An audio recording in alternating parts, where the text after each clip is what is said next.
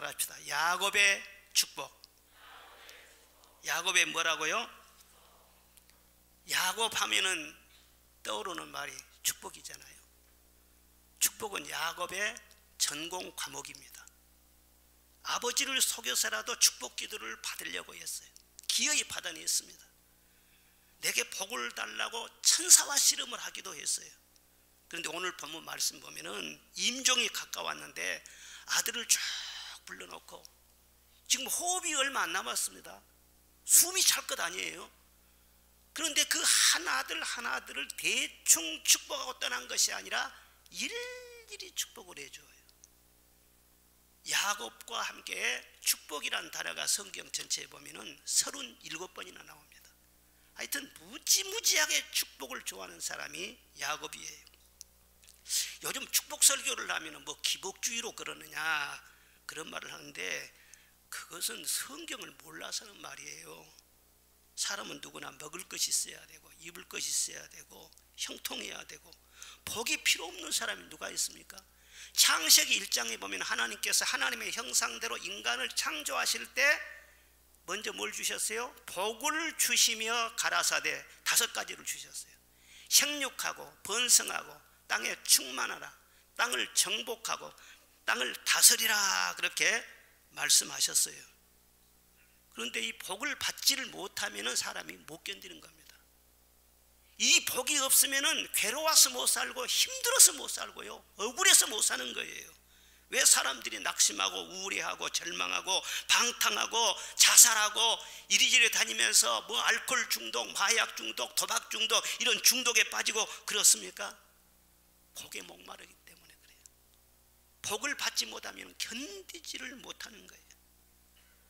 꽃이 활짝 피면 얼마나 아름다워요. 얼마나 향기가 좋아요. 사람들의 마음도 즐겁게 하고 사랑받고, 이와 같이 우리가 복을 받으면 나도 좋지만 하나님이 기뻐하시고 사람들 보기에도 좋고 그 복을 나누어주면 많은 사람들에게 유익을 주고, 그런 복이 없으면요 모든 거 다 귀찮은 거야. 기복주의란 게 무엇이냐 그러면은 복을 쫓아다니는 것은 말이에요. 수단 방법을 가리지 않고 복 받는다 그러면 무슨 짓이라도 하면서 복이 있는데 없는데 그것도 모르고 우상 앞에까지 절을 하면서 일단 복이 목적인 사람, 그 사람이 기복주의라는 거예요. 그런데 야곱의 복은 그런 복이 아닙니다. 여러분, 무지개를 쫓아다닐 것처럼 막 복을 잡으려고 속이면서 이곳저곳 기웃거려 다니면서 그렇게 허황되게 힘들게 그렇게 살지 말고 야곱처럼 하나님과 동행해서 하나님이 복이시니까 복이 내 안에 있고 그것이 흘러넘치는 그런 성도가 되시기를 주의 이름으로 축원합니다. 야곱을 따라가면 우리들도 야곱과가 되는 거예요. 야곱은 첫째로 마음에 감사가 가득했습니다. 뭐가 가득했어요? 감사가 가득했어요. 오늘 본문에 보니까 내 조부 아브라함과 아버지 이삭이 섬기던 하나님, 나의 출생으로부터 지금까지 나를 기르신 하나님, 나를 모든 환난에서 건지신 여호와 하나님, 하나님을 3가지로 고백을 합니다. 나와 함께 하신 하나님은 섬기시는 하나님, 기르시는 하나님, 건지시는 하나님이시다. 일생 동안 하나님께서는 야곱에게 그렇게 해주신 거예요. 그래서 받은 그 은혜와 사랑을 생각하면서 아주 감사가 가득한 그런 모습을 볼 수 있는 것입니다. 야곱은 젊은 날에 억울한 일을 많이 당했고 위험한 고비도 많이 있었어요. 파란만장한 인생 역정을 통과해 오면서 할 말이 얼마나 많았겠어요. 130세에 바로 앞에 섰을 때만 해도 내 나그네 길은 험악한 세월이었습니다. 그렇게 고백한 바가 있습니다. 그런데 이제는 17년을 더 살고 임종을 맞이하게 됐어요. 그런데 그런 모든 아휴 고생 많이 했다 이런 거칠고 요란한 그런 감정은 다 사그라들었습니다. 그리고 오로지 하나님밖에 안 남았어요. 하나님의 은혜밖에 안 남았어요. 나의 섬기시는 하나님, 나를 길러주신 하나님, 부모가 양육하듯이 나를 길러주셨어.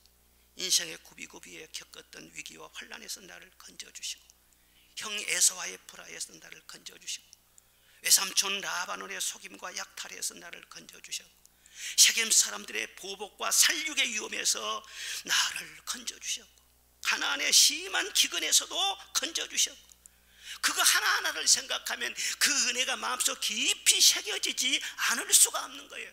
일생을 뒤를 돌아보고 보니까 이것도 은혜요, 이것도 은혜요, 모든 것이 은혜요, 모든 것이 감사인 거예요.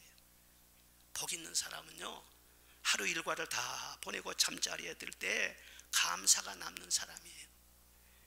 하루를 보살펴 주시고 인도해 주시고 은혜 주신 그 하나님 감사합니다. 우리 가족들 평강으로 인도해 주셔서 감사합니다. 오늘 또 고마운 사람들을 떠올리면서 아무개를 위해 기도해 주면서 감사하는 마음으로 잠자리에 들 수 있다면 그 사람은 하루를 절대로 헛되이 산 사람이 아닙니다. 또 한 주를 다 보내고 성전에 와서 예배를 드릴 때에 이것저것 많이 겪었지만은 그래도 감사할 것밖에 없습니다. 감사함으로 찬송 부르고 감사함으로 예물을 봉헌하고 말씀을 듣고, 그런 성도가 정말 복받은 성도지 않겠어요? 한 해를 다 보내고 연말에 결산하면서 에베네셀 되신 하나님, 지금까지 하나님이 도우셨습니다. 이 하나님의 은혜를 감사할 수 있다면 절대 한 해를 헛사는 것이 아니에요. 그런데 가장 중요한 순간은 인생의 마지막 순간인 것입니다. 인생의 마지막이 다가왔을 때, 그때 정말 감사하고 감격하는 걸 주체하지 못해가지고, 어떤 사람은 눈물을 흘리는 사람도 있어요. 어떤 사람은 감사하면서 기뻐하고 천사처럼 밝은 그런 모습을 하면서 찬송 불러달라고, 천국에서 다시 만나자고, 그리고 웃으면서 천국 가는 그런 분들이 있어요. 그 사람 정말 멋있지 않습니까? 큰 복을 받은 사람들이죠. 요셉은 야곱에게 있어서 17살까지만 자기 아들이었어요. 그리고 그 후로는 죽은 아들이에요. 행방불명 되어버렸어요. 기다리다 그 아들 포기했습니다. 그런데 다시 포기했을 뿐만 아니라 그 손자들까지 포기하시니 얼마나 감개무량하겠어요. 나를 길러주신 하나님, 나를 건져주신 하나님의 은혜가 아니면 어떻게 이런 일을 겪을 수가 있겠느냐. 그러면서 마음속에 감사가 꽉 차있는 그 야곱의 모습을 보게 돼요. 사랑하는 여러분, 이 세상 살면서 그런 하나님의 손길이 닿지 않는 사람이 누구겠습니까? 하나님의 은혜를 입지 않고 하루하루를 사는 사람이 누구겠습니까? 그러나 깨닫지 못한 사람은요, 한 번도 은혜 받지 못한 사람처럼 불만이 많아. 그 깨닫는 사람은요, 그 은혜에 늘 감사하며 살아요. 더구나 우리 그리스도인들은 죄와 허물로 죽었던 우리가 예수 그리스도의 복음으로 말미암아 영생을 얻은 자들인 줄로 믿습니다. 죄가 죄인 줄도 모르고 부끄러운 죄 가운데 살면서 얼마나 교만하고 미워하고 거짓하고 음란하고 남을 정죄하고 비방하고 그렇게 살았던 우리들인데, 예수 그리스도의 구속의 은혜로 말미암아 우리 대신 피 흘려주신 죄값을 치러주신 그 은혜로 말미암아 우리는 속죄의 은혜를 받았고 하나님의 자녀가 된 거예요. 진짜로 은혜를 제대로 깨달은 사람은 죄 사함 받고 하나님의 자녀로 거듭난 이 은혜가 복 중에 최고 큰 복이라는 것을 아는 것입니다. 나는 은혜의 빚진 자입니다. 나는 사랑의 빚진 자입니다. 이 한 가지만 가져도요, 평생 감사해도 다 감사를 못하는 것입니다. 늘 찬송이 안 나올 수가 없어요. 주 예수 사랑 못 잊어 나 항상 눈물을 흘리네. 이 세상 어디 가든지 나 주만 생각합니다. 나를 구원해 주신 그 은혜 생각하면 코끝이 찡하지 않습니까? 내가 누구라고? 뿐만 아니라 하나님은 이 험한 세상에서 우리를 다 길러주셨어요. 들의 꽃이나 벌레 한 마리까지도 먹이시고 입히시고 생명을 지켜주신 그 하나님이신데, 우리를 기르시고 한순간도 놓지 아니하시고 지켜주시고 우리의 모든 필요를 채워주시고 함께 해주셨어요. 우리는 혼자 커서 혼자 이 험한 세상에서 이렇게 복을 누리고 사는 그런 사람들이 아닙니다. 보이지 아니하는 하나님의 손길이 나와 함께 하신 거예요. 보이지 않는다고 해서 없는 것이 아니에요. 산소가 보이지 않지만 끊임없이 산소를 마심으로 우리 생명이 존재하는 것처럼 보이지 아니하는 하나님의 은혜와 그 손길로 우리를 늘 보호하시고 지키시고 마음에 감동 주시고 그렇습니다. 이 하나님의 기르시는 손길이 아니면 우리가 어떻게 편안함을 누릴 수가 있겠어요? 저는 지난주에 광주 기독병원에 일이 좀 있어서 다녀왔는데 마침 로봇 수술 의료기가 들어와서요, 제가 그걸 둘러봐 참관을 했어요. 20억을 들여서 구입을 했는데 광주 전남에서는 화순 전대병원에 한 대 있어요. 예? 그리고 그 다음으로 우리 병원이 이 로봇 수술을 하게 되었습니다. 빠르면은 2월부터 아마 하게 될 것 같은데, 이제 그걸 이제 시연을 하면서요, 종양을 제거하는 그 수술을 로봇가 하는 것입니다. 그것을 이제 저한테 쭉 보여주는 것입니다. 조그마한 손이 말이죠, 환부도 잘라내고 그 종양을 제거해내고 꿰매고 그 손놀림이 얼마나 정교하고 아주 민첩한지 모르겠어요. 참 신기하더라고. 이 거미손만 아주 조그마한 손이 말이죠, 그 로봇이 막 이렇게 움직이는데 사람의 손이 미치지 못한 깊숙한 곳, 위험한 곳, 그런 것까지 조그마한 이 손이 들어가서 말이죠, 다 이렇게 수술을 해내는 거예요. 그런데 생각해 보십시오. 그 로봇 손이 지 혼자 스스로 움직입니까? 의사가 컴퓨터에서 다 조종을 하는 것이죠. 명령하는 대로 다 움직이지 않겠어요? 스탠포드 대학에 의사 한 분을 보내가지고 6개월 동안 집중 연수를 했어요. 그리고 돌아와서 지금 그분이 3분이 있는데 그분들이 지금 이렇게 로봇 시술을 하는 것입니다. 컴퓨터를 다 들어보면서 명령을 다 이렇게 명령을 내리는 거예요. 로봇 스스로는 아무것도 하지를 못해. 우리 스스로도 그랬습니다. 우리가 스스로 잘하고 배우고 일하고 인생을 살고 있는 것 같아도 하나님의 손이 끊임없이 우리를 도우시고 붙드시고 인도하시고, 오늘 이렇게 우연히 있는 것이 아니에요. 누가 우리에게 지혜와 건강을 주셨습니까? 누가 우리 마음의 용기와 삶의 열정을 주셨습니까? 누가 좋은 가정을 주시고 우리가 좋은 나라에서 살고 있는 것입니까? 우리나라 사람들, 우리나라가 얼마나 좋은 나라인지를 잊고 불만이 많은 것 같아요. 그런데 세계 한번 돌아보십시오. 어느 나라가 파라다이스 같은 지상 낙원인 같은 나라가 있는가? 문제없는 나라가 없어. 근데 이만큼 우리가 사는 것도 하나님이 주신 복인 줄로 믿습니다. 우리가 지금 살아있고 예배 드리면서 신령한 복을 누리는 것도 절대로 우연한 것이 아닌 거예요. 마귀에게 지고 시험 들면은요, 이 자리에 나올 수도 없어요. 그런데 성령께서 한순간도 놓치지 아니하시고 우리를 인도하시고 보호하시고 붙들어 주시고 이 복을 누릴 수 있도록 함께하여 주시는 줄로 믿습니다. 야곱은 그것을요 깊이 깨달은 거예요. 나를 길러주시고 인도하시는 분이 나의 하나님이십니다. 야곱도 나름대로 꿈이 있었어요. 야망이 있었어요. 그런데 자기의 뜻대로 잘 안 되는 거예요. 그러나 내 뜻대로 안 되었지만 하나님의 뜻대로 다 되었습니다. 내 뜻대로 된 것보다 하나님의 뜻대로 된 것이 훨씬 나에게도 더 복이 되는 줄로 믿습니다. 야곱은 그래서 감격하지 않을 수가 없죠.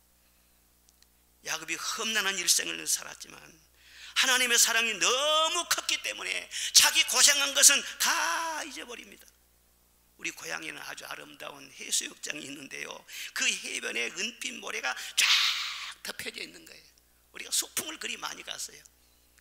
물이 빠지면 그 해변에다 발자국도 남기고 글씨도 쓰고 그림도 그리고 무슨 성도 쌓아놓고 막 그렇지 않습니까? 근데 물이 점점 들면서 파도가 한번 와가지고 샥 쓸려버리면은요, 모든 그 흔적도 없이 다 사라져버려요.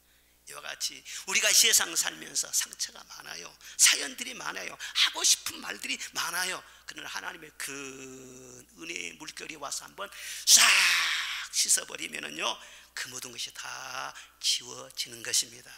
생각도 나지 않습니다. 그렇게 고생을 많이 한 사람이 고생 하나도 안 한 사람처럼 그렇게 감사하고 얼굴이 밝은 거예요. 이런 사람이 바로 야곱의 복을 받은 사람.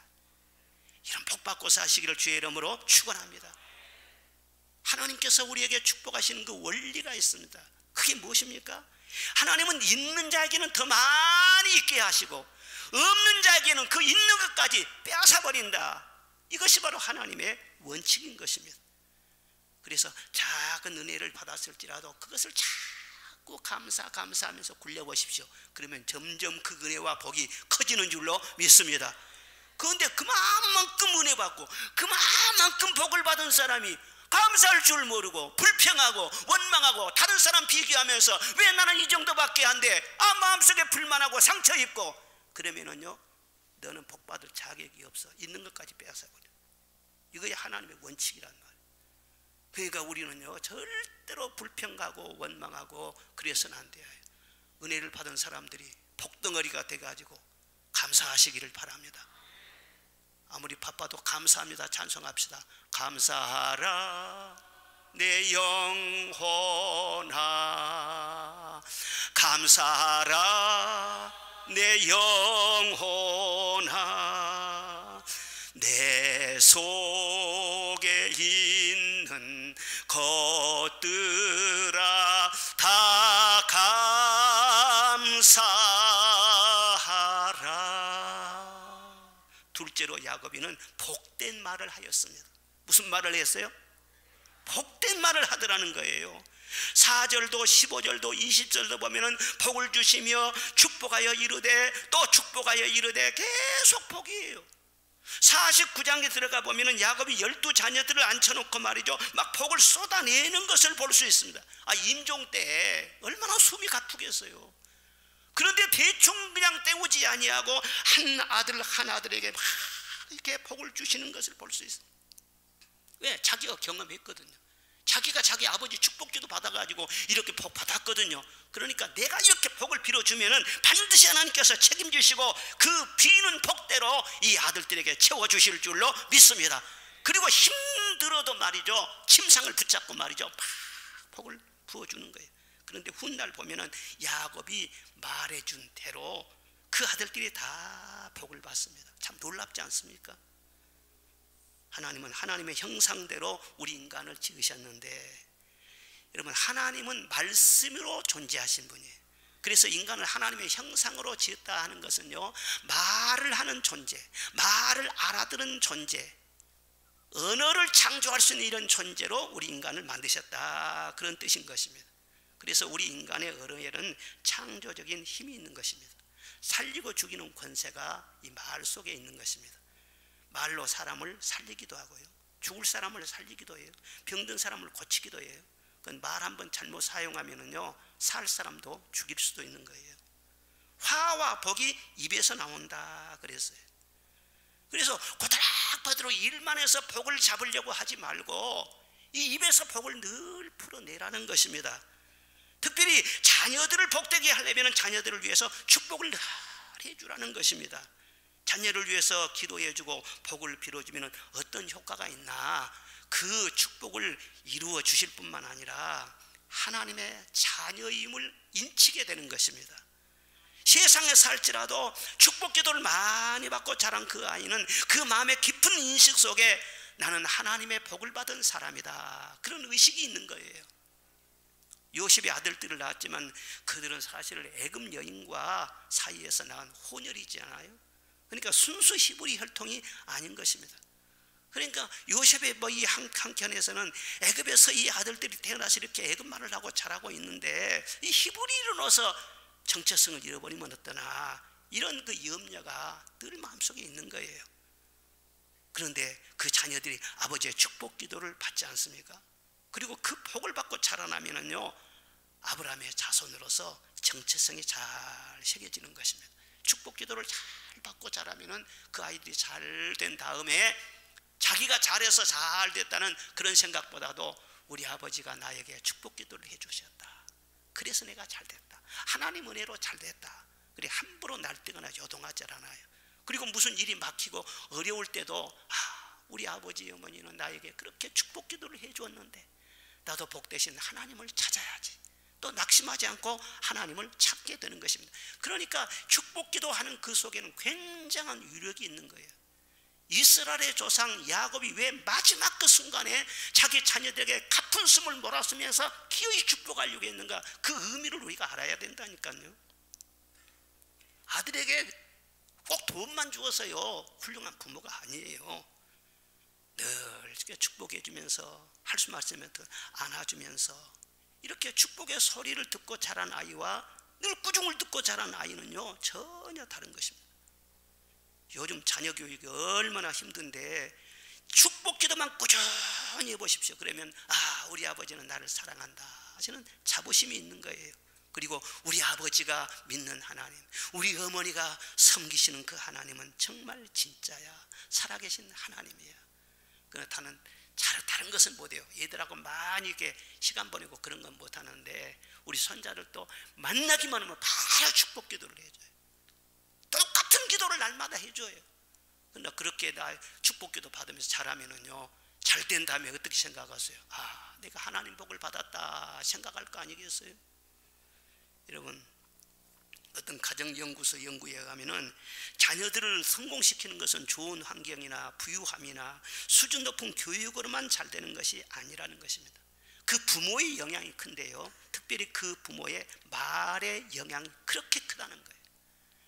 부모님으로부터 좋은 말을 늘 듣고 살면 자녀들이 좋은 자녀가 되고, 힘주는 말을 늘 들으면 자녀들도요 힘있는 자녀들이 되는 것이고, 믿음의 말을 많이 듣고 살면 그 애들도요 믿음의 자녀들이 된다는 거예요. 그리고 자녀에게 힘이 되는 말이 한 5가지가 있대요. 통계적으로 보면은 첫째 무엇이냐 하면은 이 세상에서 네가 제일 중요하다, 네가 제일이야, 이런 말을 듣기를 얘들이 그렇게 좋아한다는 거예요. 둘째로는 나는 너를 위해서 기도하고 있어. 그리고 셋째는 엄마는 너를 정말 사랑해. 그리고 나는 너를 믿는다, 나는 네가 자랑스럽다, 이런 말을 해주면은요 자녀들은 막 기가 산다는 거예요. 피자만 시켜주고 통닭만 시켜주려고 하지 말고 이런 말을 해주면 얼마나 좋아요. 너는 최고야, 나는 너밖에 없어. 그런데 반대로 네가 뭐 잘난 것이 있다고, 나 너 때문에 진짜 창피해서 못 살겠다, 마음에 드는 것이 하나라도 있어야지, 이런 식으로 말을 해버리면 얘들 완전히 망친다는 거예요. 잘 되기를 바라면서 왜 입술로 그렇게 파괴적인 말을 합니까? 그것은 잠시 동안 내 입을 마귀에게 내줬기 때문에 그래. 입술의 문을 지켜라. 내 입 앞에 파수꾼을 세워라. 언제나 말을 할 때는 성령으로 말을 하시기를 바랍니다. 축복의 말을 늘 해줘야 돼. 그리고 자녀들도 부모님과의 관계가 틀어지지 않도록 조심해야 되는 것입니다. 부모님이 나이가 많이 드시고 돈도 없고 힘이 없고 그러면은요 뭐 존재감이 별로 없잖아요. 그러나 그렇지 않습니다. 부모에게는요 아무리 연세가 들어도 축복권이 있는 것입니다. 그러니까 그 부모님과 나가 막히면은 축복이 막혀지는 거예요. 늘 부모님을 기쁘시게 해드려서 부모님과 마음과 마음에 벽이 없도록 그렇게 해야만이 그 부모님이 자녀들을 생각만 하면은 그냥 막 좋은 것이라도 주고 싶고 뭐라도 해주고 싶고 축복 기도가 나가는 것이지, 마음속으로 어떤 섭섭한 마음이 있으면 어떻게 축복 기도가 나가겠어요? 그래서 절대로 자녀들은 부모님과 이 마음에 막히는 장벽이 있도록 그렇게 해서는 안 된다는 것입니다. 왜 야곱이 요셉을 그렇게 챙긴 줄 아십니까? 야곱에게는 요셉 같은 아들이 없지요. 가장 사랑하는 라헬이라는 그 아내의 아들일 뿐만 아니라 어릴 때부터요 예쁜 짓을 많이 했어요. 막 꿈도 꾸면서 아빠 그렇게 하면서 그래 채색옷도 입혀주고 사랑을 많이 쏟아주었어요. 그리고 나중에는 죽은 줄 알았는데 이 아들이 애굽의 총리가 돼가지고 온 집안을 다 먹여 살리네, 온 세상을 다 먹여 살리네, 그런 훌륭한 아들이 어디가 있겠어요? 아무리 복을 빌어주고 쏟아 부어주어도요 아깝지를 않아요. 그러니까 이 성경에 보면은 복이라고 하는 복은 요셉에게 다 쏟아서 부어주는 것을 볼 수가 있습니다. 그래서 특별히 오늘 말씀 중에서 21절 22절 이게 굉장히 중요해요. 자, 한번 읽어봅시다. 21절 22절. 자, 마이크 잡으시고 낭독자는 다 빨리빨리 좀 하시로. 예. 시작.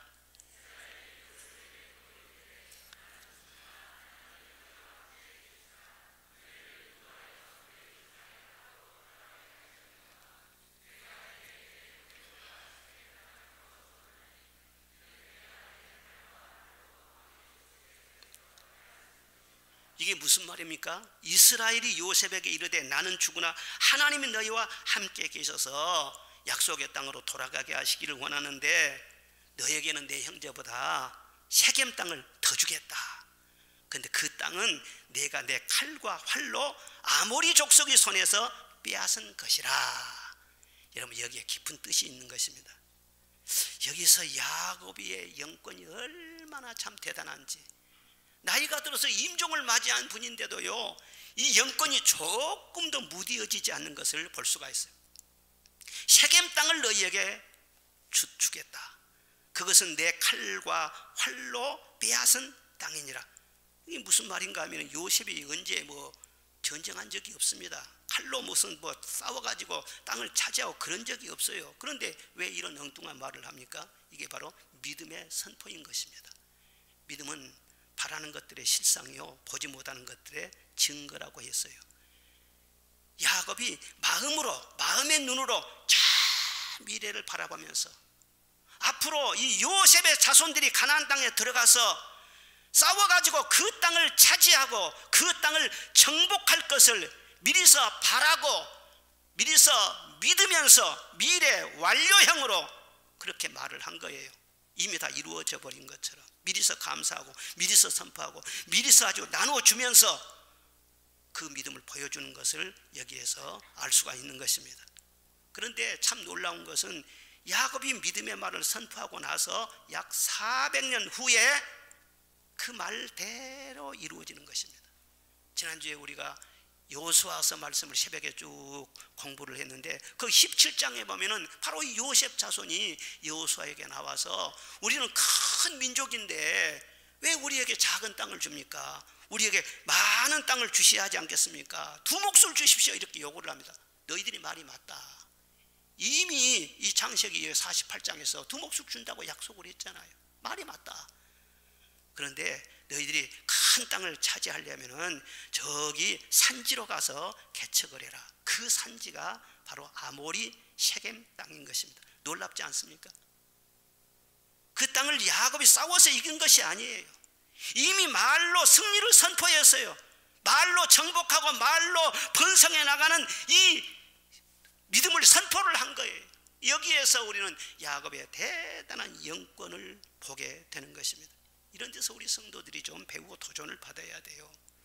꼭 힘으로만 할 것이 아니라 어떤 하나님의 뜻이 있을 때 미리서 말로 선포하고 말로 선언하고, 할렐루야, 그렇게 하는 것을 두려워하지 말라는 거예요.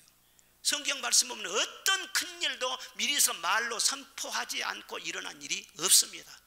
반드시 먼저 말씀이 선포된 다음에 그 다음에 현실은 따라가게 되어 있는 거예요. 유명한 티 홀러라고 하는 사람 말하기를 몸이 배라고 하면은 혀는 키와 같다, 그런 말을 했습니다.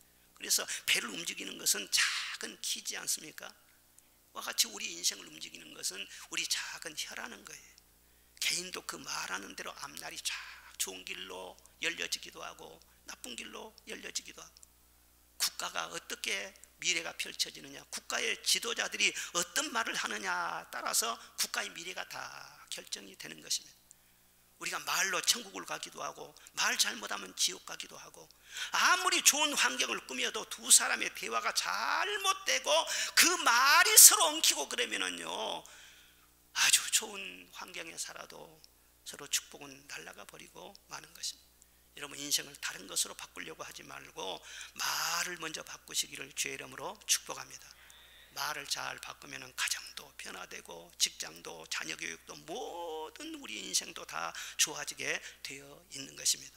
성경의 수많은 기적이 믿음의 말로 인해서 일어나요. 말씀으로 인해서 저주가 떠나가고 질병이 낫고 사탄이 물러가고 홍해가 갈라지기도 하고, 말이 있으면은요 병마도 저주도 다 떠나가는 거예요. 그전에 제가 한번 간증을 했지만은요, 제가 몸이 아파가지고 병원에 가서 진찰을 받는데 의사 선생님이 저를 딱 이렇게 몇 마디 해보고는요, 병 없습니다 그래요. 선생님, 병 없습니다. 왜 병이 없냐? 내가 몸이 아파서 왔는데 목소리를 들어보니까 병이 없다는 거예요. 우리 이분이 좀 뭔가 알기는 아네. 목소리에 생명이 있고 능력이 있고 치료가 있고 권세가 있고 그러니 병도 사탄도 침투할 수가 없다. 할렐루야. 이렇게 설교를 하는데 병이 찾아오겠어요? 이 병사가. 우리 성도들도 그래요. 실질 큰 병이 들고 암병이 들고 그래도요, 목사님 저 괜찮습니다. 목사님이 기도해 주셨으니까 저는 다 나섰습니다. 걱정하지 마십시오. 그런 사람들은요 거의 나서요. 거의 나서요. 그런데 병 들어가지고 그렇게 심각한 것도 아닌데요, 목사님 다 목소리가 죽어가. 그러면요 그 말로 병을 이겨야 되는데 미리서 병으로 져버려요. 그냥 그러지 말고 예수 이름으로 권세 있는 말을 선포하시기를 바랍니다. 믿음의 말을 해야 되는 거예요. 세 번째로는 축복의 그릇을 알아보는 눈이 있었어요. 무슨 눈이 있었다고요? 축복의 그릇을 알아보는 눈이 있었다. 야곱이가 깨달은 것이 무엇이냐 하면은 하나님은 복을 주시더라. 그런데 그릇을 준비해서 주시더라. 그것을 오랜 인생 경험을 통해서 깨달은 거예요. 그릇이 작으면 키워서 주시고, 마음에 안 들면 깨뜨려서 다시 만들어 주시고, 더러운 그릇은 깨끗하게 씻어서 주시고, 그러지 아무데나 너 받아라 해서 복을 주시는 하나님이 아니시더라는 거예요. 야곱이 그토록 환난을 많이 겪었지 않습니까? 그런데 왜 그렇게 환난을 겪었느냐? 자기 스스로 생각해 보니까 복받는 그릇으로 빚어내기 위해서 하나님이 때로는 깨뜨리시고 때로는 부서뜨리시고 불 속에 들어가서 연단을 받게 하시고 다 그러더라는 거예요. 그 자기 자신의 경험을 바탕으로 해서 자기 자녀들에게 복을 나누어 줄 때도요, 먼저 그릇을 보는 겁니다. 이 복을 부어주면 담을 만한 그릇이 있는가? 아마 물어봤지 않겠어요? 야곱도 마음속으로 하나님 누구에게 장자의 복을 줄까요? 그런데 벌써 혈통으로는 서열이 다 있습니다. 첫 아들이 누구냐? 루벤이에요. 그런데 루벤은 아비의 침상을 더럽혔어요. 너는 실격이다. 그리고 그 다음에 시므온과 레이가 있어요. 그 애들은요 폭력으로 말이죠 흠이 있어요.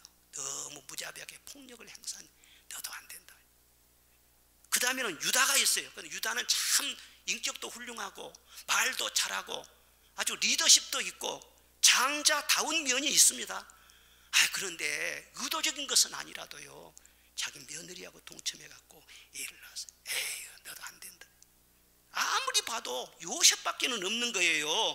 그런데 요셉에게 직접 준 것이 아니라 그 두 아들에게 주는 것입니다. 두 아들을 데리고 오라는 거예요. 내가 그들에게 복을 주겠다는 거예요. 이게 무슨 원리냐 그러면 하나님께서 여러분들을 축복하실 때는 여러분을 통로로 삼아가지고 그 다음 자녀들에게 복이 미치도록 그렇게 하신다는 거예요. 요셉이 두 아들 중에 그런데 누구에게 또 장자의 복을 주느냐? 요셉의 두 아들이 오자 이들이 루벤과 시므온처럼 내 아들이 될 것이다. 그렇게 야곱이 선포를 합니다. 그리고 이 다음에 낳은 아들은 내 아들이 되고 이 두 아들은 내 아들이고 이 다음으로 아들을 낳으면 그것은 네 몫이다. 그렇게 말을 해주는 거예요. 그리고 요셉이 안수기도를 야곱이 안수기도를 하게 되는데 이제 요셉이 맏아들을 이 야곱의 오른손에 딱 닿도록 또 둘째를 왼손에 딱 닿도록, 왜냐하면 이 오른손은 축복과 권능과 권세 이것을 상징하는 거예요. 그 왼쪽 손은요 그렇지 못하는 거예요. 그래서 반드시 축복을 해줄 때는 장자에게 오른손을 얹도록 그렇게 돼 있어요. 손만 딱 내밀면은 장자 므낫세에게 손이 딱 닿도록 그렇게 위치를 만들어 주었어요. 그런데 야곱이 눈이 좀 어두웠어요. 분명히 성경에 눈이 어두웠다고 했어요. 눈이 좀 침침해서 그랬는지요, 이 손을 딱 이렇게 팔을 엇박 구워가지고는요 복을 빌어준 거예요. 그래서 요셉이 깜짝 놀랐어요. 17절에 보면 요셉이 그 아버지가 오른손을 에브라임의 머리에 얹은 것을 보고 기뻐하지 아니하여 그리 마옵소서 하면서 손을 옮기고자 했으나 야곱은 허락하지 아니하며 이르되 나도 안다. 내 아들아 나도 안다. 그도 한 족속이 되며 그도 크게 되려니와 아우가 더 큰 자가 되고 그의 자손이 여러 민족을 이루리라 하면서 둘째 아들 에브라임을 첫째 므낫세보다 앞세웠더라. 야곱이는요 하나님이 앞세운 아들이 누군지, 하나님이 택하신 장자권을 받을 자가 누군지 이것을 영적인 눈으로 정확하게 본 것입니다.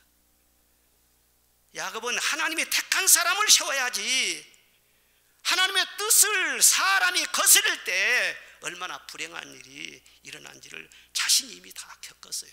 그래서 장자, 차자, 이 서열, 영적인 서열을 정확하게 한 것이, 하나님이 야곱을 택하신 것은 태중에 있을 때 이미 하나님이 결정했지 않습니까?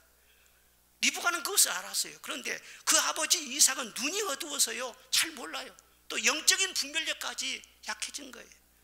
그래가지고 장남이 애서니까 어떻게 하든지 하여튼 자기의 상식대로, 통념대로 장자에게 막 복을 몰아주려고 그렇게 했지 않습니까? 상식적으로 보면은 장자에게 당연히 장자권이 가야 되는 것이죠. 그것이 어느 나라에서는 전통이고 법이고 고정관념이고 상식이고 다 그런 것이죠. 그런데 하나님은 인간의 상식과 법에 매이지 않는다는 거예요. 이삭의 실수를 통해서도 야곱에게 복을 주신 하나님이셨어요. 그런데 이삭이 그 순간 눈이 어두워서 자기 큰아들에 집착하는 그런 사이에 야곱에게 복이 가기는 갔지만은 그 사건으로 인해서 얼마나 큰 가정 불화가 일어났는지 몰라요. 20년 동안 야곱이는 가슴 졸이면서 에서의 보복을 두려워하면서 그렇게 살았던 적이 있어요. 이걸 야곱이가 정확하게 한 거예요. 누구에게 리더십을 줘야 할지, 어떤 사람을 세워야 될지 하나님이 잘 분별하시더라는 거예요. 이걸 잘 분별해야 된다는 거예요. 그리고 정확하게, 육신의 눈은 어두웠지만은 야곱이는 영적인 정확한 분별력을 가지고 앞에다 대주는데도 딱 엇바꿔가지고, 여러분 이렇게 해서 기도하기가 쉽지 않지요. 저도 한 번도 이렇게 기도 안 해봤어요. 바로 기도하지. 요셉이는 기뻐하지 아니할 뿐만 아니라 원어의 뜻을 보면은요 심히 불쾌하게 생각합니다. 요셉은 어릴 때는요 순수할 때 꿈을 꿨어요. 마음이 가난하고 겸손할 때는 하나님이 지혜를 주셔서 나라의 어려움도 해결하고 한 시대를 먹여 살리는 큰 일을 하기도 했어요. 그런데 총리 대신이 된 다음에 지금 수십 년이 흘렀지 않습니까? 이때 짐작 잡아서 요셉 나이가 60대 중반 정도 될 때입니다.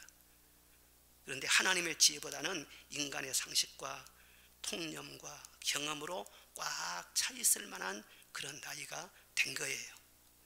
그러나 아무리 그가 천하의 총리 되신 요셉이라도 오랜 시련과 하나님과의 동행으로 영안이 밝은 아버지 야곱과는 영적인 수준이 비교가 안 되는 거예요.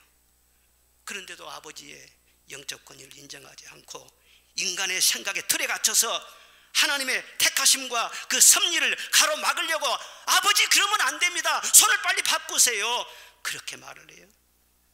그래서 성령의 뜻 그리고 인간의 생각이 거기서 충돌하는 것을 보게 됩니다. 이스라엘 역사에도 보면은 사람을 세울 때 하나님의 뜻과 사람의 생각이 충돌할 때 거기서 오는 갈등과 후유증이 얼마나 큰 것을요 성경에 생생하게 우리가 볼 수 있어요. 인간의 완고함과 무지가 하나님의 뜻을 거슬릴 수도 있다는 거예요. 그래서 중요한 일을 앞두고는요 다 우리가 인간의 생각으로 할 것이 아니라 기도 많이 하고 기도 많이 해서 모두 다 성령에 사로잡혀야 할 줄로 믿습니다. 성령의 감동이 있어야 할 줄로 믿습니다. 요셉은 아버지 앞에서도 꼭 자기가 총리나 된 것처럼요 아버지 그리 맛이 없어서, 말은 맛이 없어서 그렇게 존칭을 썼지만요 사실은 이것은 명령어예요. 예? 요셉이 애굽에 내려가서 큰 일을 하고 효도도 하고 자기 가족들 다 먹여 살리고 그렇게 대단하게 그렇게 사니까 자기 의가 나도 모르는 순간에 올라올 수 있지 않겠어요? 그래서 자기 아버지한테도 아버지 그리 맛이 없어서 다윗처럼 무겁게 그렇게 말을 한 거란 말이에요. 여러분 하나님의 택하심은 인간의 상식을 언제나 초월합니다. 보십시오. 아브라함의 아들 중에서도 이스마엘을 택하지 않고 이삭을 택하십니다. 이삭의 두 아들 중에서도 에서를 택하지 않고 둘째 아들 야곱을 택했어요. 유다의 아들 중에서도 둘째인 베레스를 세라보다 앞세웠어요. 이세 여덟 아들 중에서도 제일 말째 다윗을 세워서 이스라엘의 왕이 되게 했어요. 그 기준이 뭡니까 도대체? 어떤 사람은 장자주고 어떤 사람은 차자주고 그럽니까? 이게 바로 하나님의 절대 주권인 겁니다. 하나님 마음이에요. 하나님이 하신 일을 누구도 또 침해할 수가 없는 거예요. 그 하나님의 결정에 순복하는 것이 영적인 자세지요. 그리고 또 하나의 기준이 있어요. 하나님은 무엇을 보시고 장자권을 주시느냐? 겸손한 자를 택하시는 거예요.